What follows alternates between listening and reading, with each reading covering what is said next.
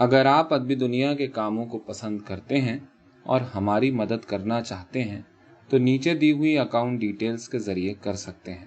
شکریہ۔ احمد ندیم قاسمی کی کہانی۔ سفارش۔ محلے کی بڑی گلی کے موڑ پر 3-4 تانگے ہر وقت موجود رہتے ہیں، مگر اس روز میں موڑ پر آیا تو وہاں ایک بھی تانگا نہیں تھا۔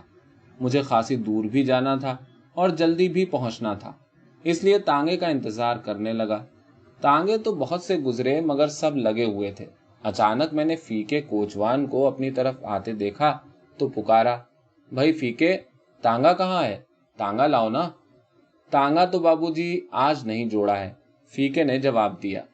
میں نے دیکھا کہ فیکا جو کوچوان کا کوچوان اور پہلوان کا پہلوان تھا، آج اتنا معصوم لگ رہا تھا۔ اس کی آنکھیں بھی سرمے سے محروم تھیں اور بوٹی کی طرح سرخ ہو رہی تھیں۔ کیا بات ہے فیکے؟ میں نے پوچھا۔ وہ بولا، بابو جی ایک کام ہے۔ ہاں ہاں کہو، میں نے کہا۔ کام یہ ہے بابو جی کہ آپ میرے بابا کو تو جانتے ہیں نا؟ فیکا بولا۔ اس کی ایک آنکھ چلی گئی ہے۔ او ہو، مجھے دکھ ہوا۔ کیسے گئی؟ کیا کوئی حادثہ ہوا؟ جی نہیں، فیکے کے چہرے پر بھول پن کا ایک اور چھینٹا پڑ گیا۔ لال لال تو وہ ہر وقت رہتی تھی اور اس میں سے پانی بہتا رہتا تھا۔ آپ تو جانتے ہیں، آپ تو بابا کے ساتھ کئی بار تانگے پر بیٹھے ہیں۔ تو بابو جی کل کیا ہوا کہ بابا مصری شاہ میں سے گزرا تو سانڈے کا تیل بیچنے والا ایک حکیم سرما بیچ رہا تھا۔ بابا یہ سرما لے آیا اور ہمیں بتایا کہ اس سے آنکھ کی لالی جاتی رہے گی۔ حکیم نے خدا رسول کی قسم کھا کر کہا ہے اور یہ بھی کہا ہے کہ نہ جائے تو قیامت کے دن مجھے گردن سے پکڑنا۔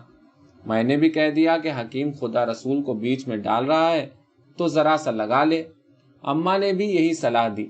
اس نے لقمان حکیم حکمت کا بادشاہ پڑھا اور آنکھ میں سلائی پھیر لی۔ بس پھر کیا تھا بابو جی؟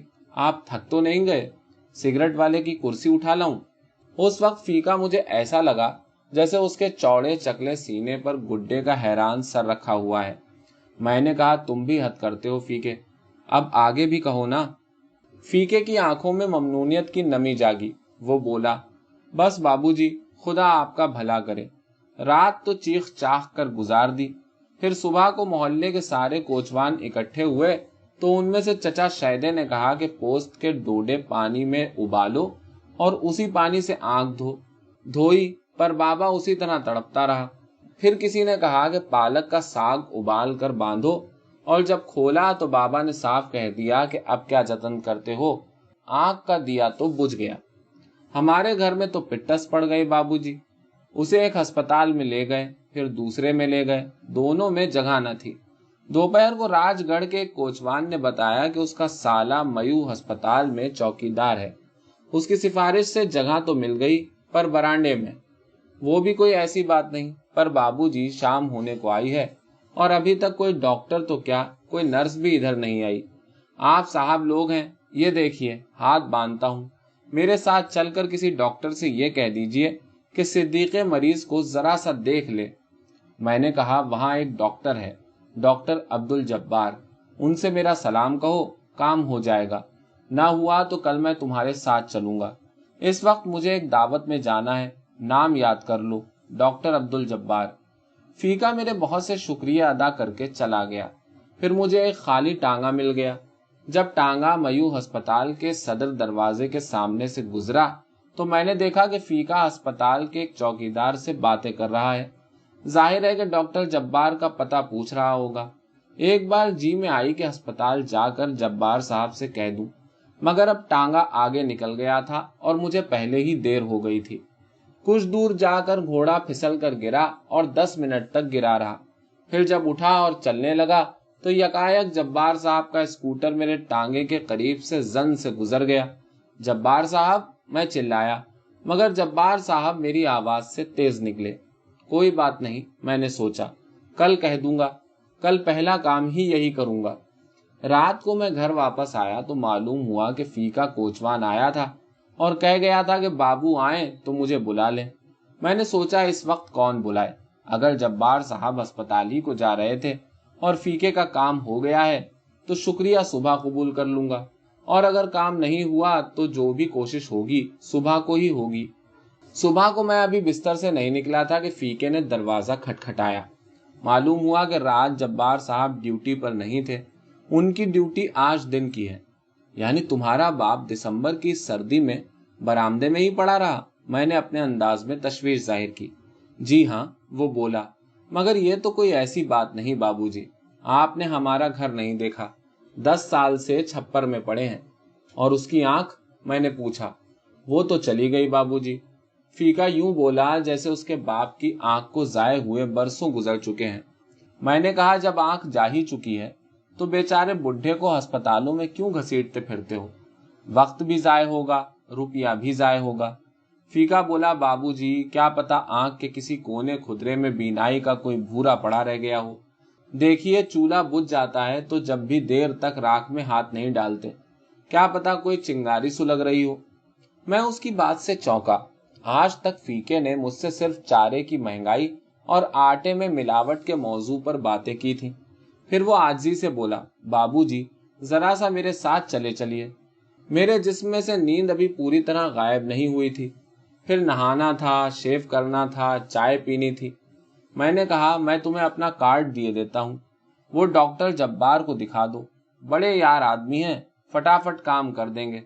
तुम्हारा बाप एक बार वार्ड में चला जाए, फिर इलाज के लिए तो मैं खुद जाकर कहूंगा। वो मुझसे कार्ड लेकर यूं चला जैसे दुनिया जहान की दौलत समेटे लिए जा रहा है। मैंने कार्ड पर लिख दिया था, जब्बार साहब इसका काम कर दीजिए, बेचारा बड़ा ही गरीब आदमी है, दुआएं देगा। और मुझे यकीन था कि काम हो जाएगा। डॉक्टरों को सिर्फ इतना ही तो देखना था कि आंख पूरी तरह बुझ गई है या थोड़ी बहुत रमक बाकी है। मैं दिन भर घर से गायब रहा और फीका दिन भर मेरे घर के चक्कर काटता रहा। शाम को उसने मुझे बताया कि जब्बार साहब बैठे तो हैं, पर कोई अंदर नहीं जाने देता। कहते हैं बारी से आओ, और मेरी बारी आती ही नहीं। घुटना पाजामे में से झांक रहा हो तो बारी कैसे आए बाबूजी। फीके ने मुझे एक बार फिर चौंका दिया। न जाने पहलवान फीके के अंदर यह हसास फीका इतने बरसों से कहाँ छुपा बैठा था। मैंने वादा किया कि कल जरूर चलूंगा। अब तो शाम हो गई है। दूसरे दिन सवेरे ही मुझे शेखू पूरे जाना पड़ गया। रात को वापस आया तो मालूम हुआ कि फीका आया था। उसके बाद 3 दिन तक मैंने ज्यादा वक्त घर में गुजारा, मगर फीका ना आया। चौथे रोज मैंने गली के मोड़ पर एक कोचवान से फीके के बाप का पूछा तो मालूम हुआ कि उसे वार्ड में जगह मिल गई है। इतने में फीका भी आ निकला। मुझे जरा से निदामत थी, इसलिए झूठ बोलना पड़ा। क्यों फीके, जब्बार साहब ने काम कर दिया ना? वो बोला, मगर बाबूजी वो तो मुझसे मिले ही नहीं। मैंने फौरन कहा, मैंने उन्हें फोन कर दिया था। फीके का चेहरा एकदम सुर्ख हो गया और उसकी आंखों में ममनूनियत की नमी जाग उठी। जब ही मैं कहूं, नर्स बार बार ये क्यों कह रही है कि देखो बुढ़े को तकलीफ ना हो। फिर मैं वहां से चला आया। मेरे कदम आहिस्ता आहिस्ता उठ रहे थे, मगर जहन जैसे शिकस्त खाकर भागा जा रहा था। रात को नींद ने निदामत दूर कर दी, मगर सुबह ही फीका दरवाजे पर मौजूद था। बोला, आपकी मेहरबानी से दाखिला तो मिल गया था, पर अब उन्होंने बाबा को कोट लखपत के अस्पताल भेज दिया है। ये तो बड़ा गजब हुआ बाबूजी। आज मैं अम्मा को साथ लेकर गया, 2 रुपए गुल हो गए। कुछ हो सके तो कीजिए। मैंने कहा, मैं अभी डॉक्टर जब्बार को फोन करता हूँ। मैंने फोन किया भी, मगर डॉक्टर साहब ना मिल सके। फिर मसरूफियतों में बात आई गई हो गई। 5-6 रोज बाद मैंने फीके को देखा तो सोचा कि नजरें चुराकर साथ वाली गली में मुड़ जाऊं और वहां से भाग निकलूं। मगर फीका लपक कर मेरे पास आया और बोला, बाबूजी समझ में नहीं आता, आपके किस किस एहसान का बदला उतारूंगा। झूठ ने मेरी निदामत को कान से पकड़कर एक तरफ हटा दिया। वापस आ गया ना तुम्हारा बाबा? फीका बोला, वापस भी आ गया और ऑपरेशन भी हो गया। जुमे को पट्टी खुल रही है, दुआ कीजिए। मैंने कहा, अल्लाह रहम करेगा। फिर वो जुमे की शाम को आया तो बोलते ही जार जार रोने लगा। बाबूजी गजब हो गया। पट्टी खुली तो पता चला एक आंख तो गई ही थी, दूसरी पर भी असर पड़ गया है। कहते हैं अब पहले ऑपरेशन का जख्म मिले तो दूसरा ऑपरेशन होगा और दूसरी आंख का भी होगा। मैंने उसे तसल्ली दी और उसे साथ लेकर सामने ही एक दुकान से डॉक्टर जब्बार को फोन किया, मगर बदकिस्मती से वो फोन पर मौजूद न थे। मैंने उससे वादा किया कि कल जाकर डॉक्टर जब्बार से मिलूंगा। वो अस्पताल में ना हुए तो उन्हें घर में जा पकड़ूंगा।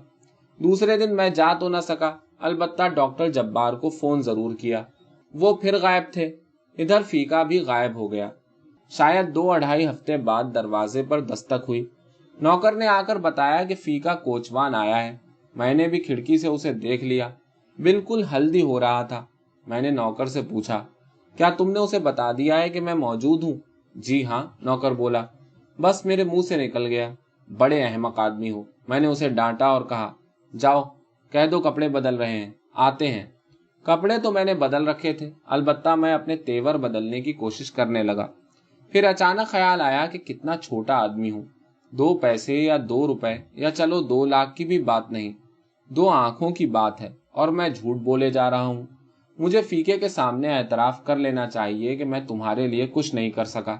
پھر میں نے وہ فقرے سوچے جو مجھے فیقے کے سامنے اس انداز سے ادا کرنے تھے کہ اسے سچی بات بھی معلوم ہو جائے اور دکھ بھی نہ ہو۔ میں باہر آیا تو فیقا بولتے ہی زار زار رونے لگا۔ بابو جی، کچھ سمجھ میں نہیں آتا، کچھ سمجھ میں نہیں آتا۔ اس کی آواز بھرا گئی۔ میرے سوچے ہوئے فقرے ایک دوسرے سے گتھم گتھا ہو گئے۔ بمشکل میں نے کہا، فیقے، بات یہ ہے فیقے۔ آنسوؤں سے بھیگا ہوا بچوں کی طرح گول گول سرخ چہرہ لیے فیقا اٹھا اور بولا، بابو جی، کچھ سمجھ میں نہیں آتا۔ میں شکریہ ادا کروں تو کیسے کروں؟ میرا بابا ٹھیک ہو گیا ہے، اس کی دونوں آنکھیں ٹھیک ہو گئی ہیں۔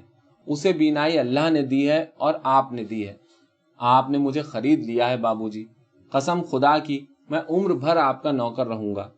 اور میں نے ایک بہت لمبی بہت گہری سانس لے کر کہا، کوئی بات نہیں فیقے، کوئی بات نہیں۔